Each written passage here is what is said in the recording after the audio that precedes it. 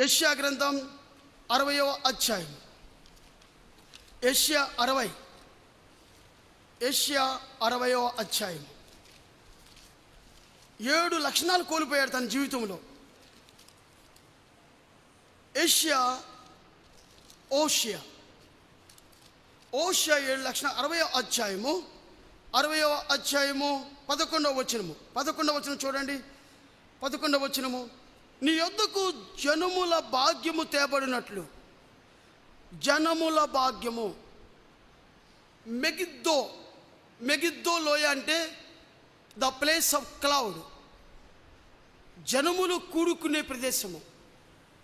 ఆ జనముల మధ్య చనిపోయాడు హోషియా. చనిపోయేటప్పుడు ఏం కోల్పోయాడు తెలుసా? జనముల యొక్క భాగ్యాన్ని కోల్పోయాడు. భాగ్యాన్ని కోల్పోయాడు. మొదటిది అది. రెండో చూడండి, యెషయా గ్రంథం 10వ అధ్యాయం. యెషయా గ్రంథం 10వ అధ్యాయం. 14వ వచనము, పక్షి గూటిలో ఒకడు చేయివేసినట్లు జనముల ఆస్తి నాకు చేత దిక్కెను. రెండవది, జనముల ఆస్తిని కోల్పోయాడు. ఎవరు? ఓషియా. మొదటిది జనముల యొక్క భాగ్యాన్ని కోల్పోయాడు. రెండో, జనముల యొక్క ఆస్తిని కోల్పోయాడు. ఎందుకు జనములను గురించి చెబుతున్నావు? మెగిద్దో లోయ అంటే జనముల యొక్క కూడి ఉండే ప్రదేశాన్ని మెగిద్దో అని అంటారు. మెగిద్దో లోయలో చనిపోయాడు ఓషియా. అందుకనే మెగిద్దో అంటే ద ప్లేస్ ఆఫ్ క్లౌడ్. జనముల మధ్యలో ఏం కోల్పోయాడంటే భాగ్యాన్ని కోల్పోయాడు, ఆస్తిని కోల్పోయాడు. మూడవ చూడండి, యెషయా గ్రంథం 60వ అధ్యాయం. 5వ వచనం చూడండి. నువ్వు చూచి ప్రకాశింతువు, నీ గుండె కొట్టుకొనుచు ఉప్పొంగును, సముద్ర వ్యాపారము నీ వైపు తిప్పబడును, జనముల ఐశ్వర్యము నీ యొద్దకు వచ్చును. వచ్చిందా?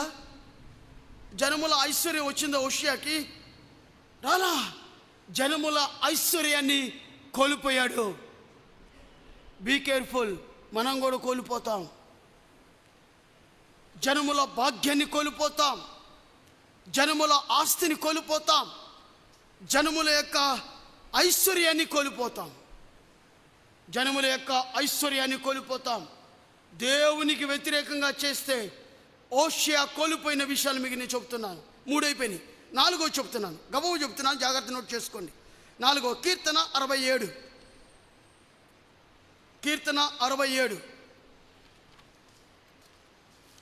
67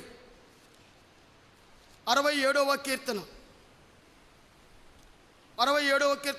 4వ వచనము, జనుల సంతోషించుచు ఉత్సాహధ్వని చేయునుగాక.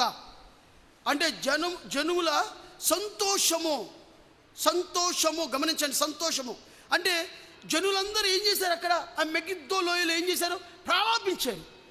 అంటే ఓషియా చనిపోవడం వల్ల జనుల యొక్క సంతోషాన్ని కోల్పోయారు, ఏడ్చుతున్నారు. సంతోషాన్ని కూడా పోగొట్టాడు.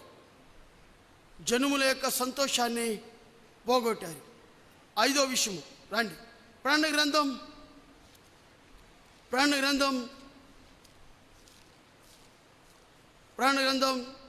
21వ అధ్యాయం.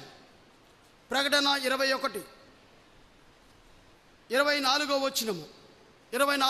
ప్రకటన 21:24, జనముల దానిని వెలుగునందు సంచరించురు. అంటే ఆ రాజ్యంలో వెలుగును పోగొట్టుకున్నాడు. Be careful. దేవునికి వ్యతిరేకమైన పని చేస్తే దేవుని వెలుగును పోగొట్టుకుంటాం. ఇప్పుడు ఎన్ని అయిపోయినాయి? 4 అయిపోయినాయి. 1, జనముల యొక్క భాగ్యము. 2, జనముల యొక్క ఆస్తి. 3, జనముల యొక్క ఐశ్వర్యము. 4, జనముల యొక్క సంతోషాన్ని పోగొట్టుకున్నాడు. 5 జనముల యొక్క వెలుగును పోగొట్టుకున్నాడు.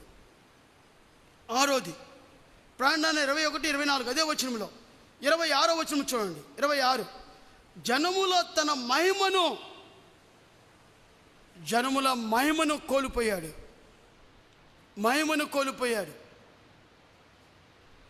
ప్రభు యొక్క మహిమను కోల్పోయాడు. ఆ రాజ్యములోనే నువ్వు చేసే చిన్న పని నీ బిడ్డల మీదకి వస్తుంది.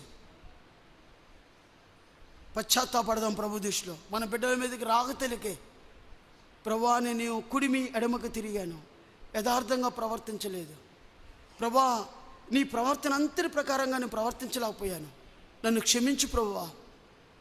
జనముల ఆస్తిని కోల్పోయాడు హోషేయ, జనముల భాగ్యాన్ని కోల్పోయాడు, జనముల యొక్క ఐశ్వర్యాన్ని కోల్పోయాడు, జనముల యొక్క సంతోషాన్ని కోల్పోయాడు, జనముల యొక్క వెలుగును కోల్పోయాడు, జనముల యొక్క మహిమను కోల్పోయాడు. 7వది చూద్దాం, జనముల యొక్క ఘనతను కోల్పోయాడు. అదే